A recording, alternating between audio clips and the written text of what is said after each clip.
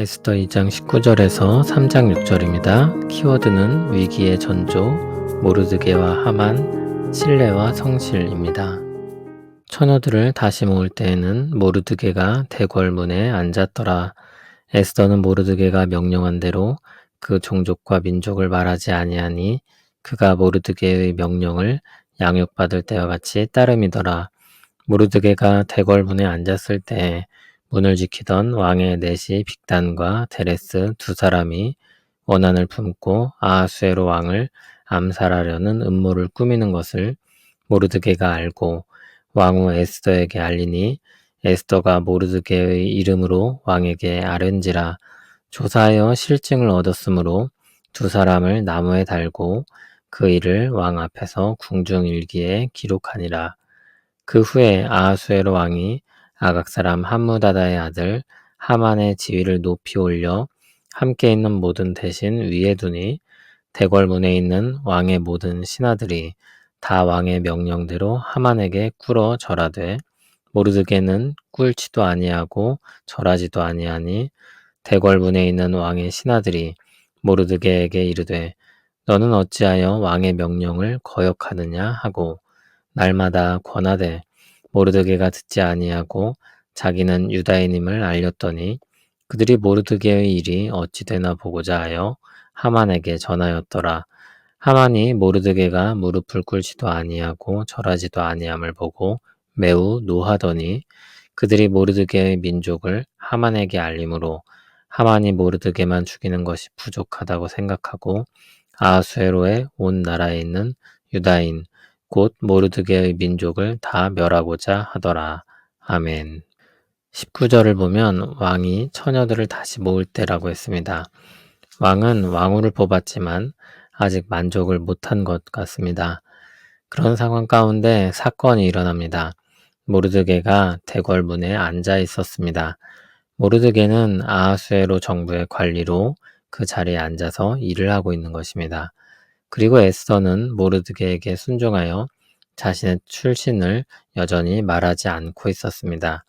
그때 문을 지키던 왕의 넷이 빅단과 데레스 두 사람이 원한을 품고 아하수에로 왕을 암살하려는 음모를 꾸미고 있었습니다. 모르드게가 그 음모를 알게 되었습니다. 아마도 그가 가진 직분으로 많은 정보를 수집할 수 있었고 음모에 대한 정보를 얻게 된 것 같습니다. 그는 음모에 대해 알고 나서 왕후 에스더에게 알렸고 에스더는 모르드게의 이름으로 왕에게 사실을 알렸습니다. 그리고 조사를 하자 음모가 사실로 밝혀졌고 음모한 두 사람은 나무에 달려 죽임을 당합니다. 그리고 그 일은 왕 앞에서 궁중일기에 기록됩니다.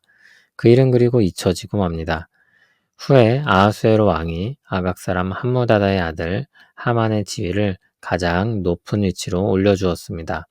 그 후 다른 모든 신하들은 하만에게 꿇어 절했습니다. 그러나 단 한 사람 모르드게는 꿇지도 않고 절하지도 않았습니다. 그러자 대궐문에 있는 왕의 신하들이 모르드게에게 너는 어찌하여 왕의 명령을 거역하느냐고 말합니다. 너도 왕의 명령이니 그렇게 하라는 것입니다. 그런 일이 날마다 반복되었습니다. 그러다가 모르드게가 이유를 밝히는데 자신이 유다인이라 그렇다는 것입니다. 유다인이라 하나님께만 절하겠다는 것은 아닐 것이었습니다. 아마도 모르드게는 아하수에로 왕에게는 절을 했을 것입니다. 그가 절하기를 거부한 것은 하만이 아각 사람이었기 때문입니다. 아각 사람은 아말렉의 후손입니다. 이스라엘과 아말렉의 관계는 출애굽대로 거슬러 올라갑니다. 아말렉은 광야에서 출애굽한 이스라엘을 공격했었습니다. 하나님께서는 그들을 천하에서 기억도 못하게 없이 하실 것이라고 하며 하나님이 아말렉과 더불어 대대로 싸우겠다고 하셨습니다. 그리고 시간이 흘러 사울 때 아말렉과 싸우게 됩니다. 사울은 그들을 진멸하라는 명을 받아 싸워 이기지만 제대로 그 일을 수행하지 않았습니다. 그는 좋은 것들을 다 취하고 아각 왕을 살려주었었습니다. 그 일은 사울이 하나님께 버림받게 되는 계기가 됩니다. 그런데 사울은 베냐민 지파였고 기스의 아들이었습니다. 모르드게는 베냐민 지파 기스의 후손입니다. 그런 역사적인 배경이 있는 것입니다. 모르드게는 아마도 그 역사에 대해 알고 있었을 것이고, 그럼 그는 아말렉의 후손인 하만에게 아무리 왕명이라고 해도 절을 할 마음이 없었던 것입니다.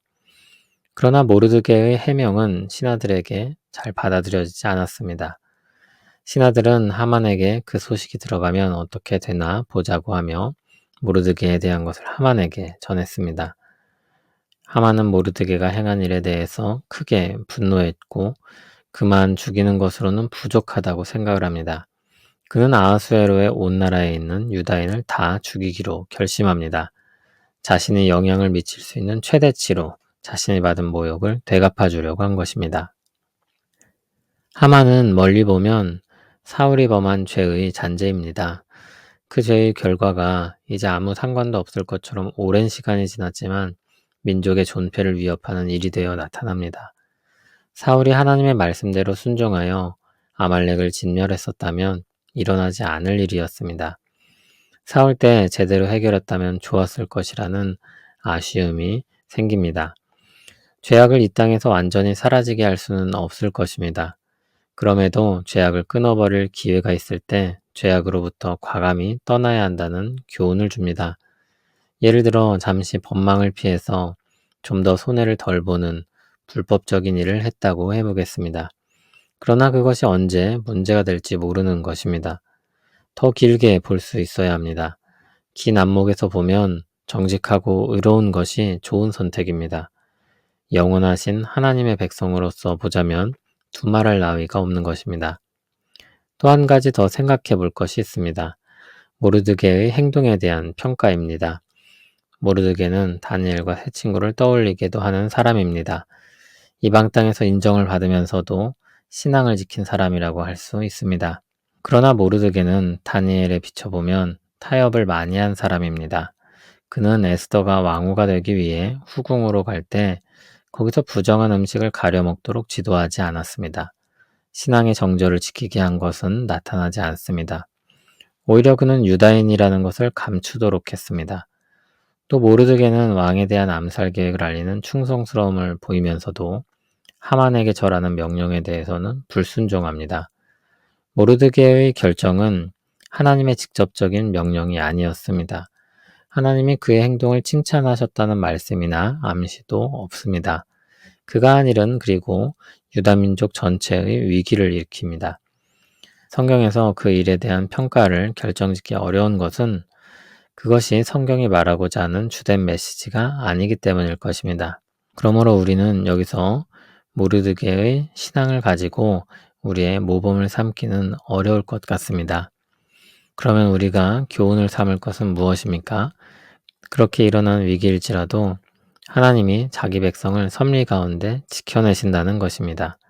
어떻게 일어난 위기이든 얼마나 큰 위기이든 하나님께 속한 백성을 하나님이 구원하십니다. 하만과 모르드게 그리고 에스더까지도 이 역사들의 주인공처럼 보이지만 이 역사의 참된 주인공은 따로 있습니다. 이 모든 역사를 주관하시는 하나님입니다. 우리가 주목해야 할 것도 그것입니다. 물론 이 역사에 등장하는 사람들도 우리의 주목을 끌도록 무대 전면에 나타납니다. 그리고 빛나는 순간들도 있습니다. 그러나 그보다 더 우리에게 큰 교훈이 되는 것은 하나님이 섭리 가운데 자기 백성을 지켜내신다는 것입니다. 인간적인 눈으로 보기엔 비난할 만한 일들도 있습니다. 도저히 살 가망성이 없는 위기에 처했다고 평가할 일도 있습니다. 그러나 그 모든 것 위에 뛰어난 하나님의 권세가 있습니다.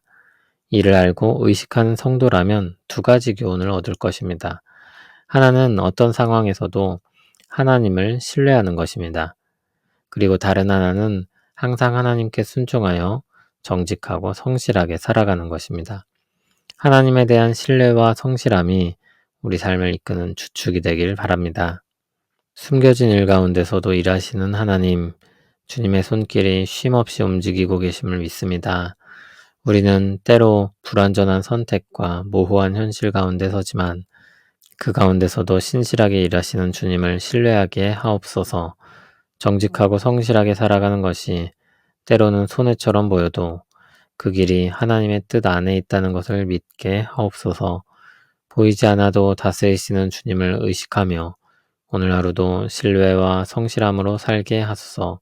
예수님 이름으로 기도합니다. 아멘.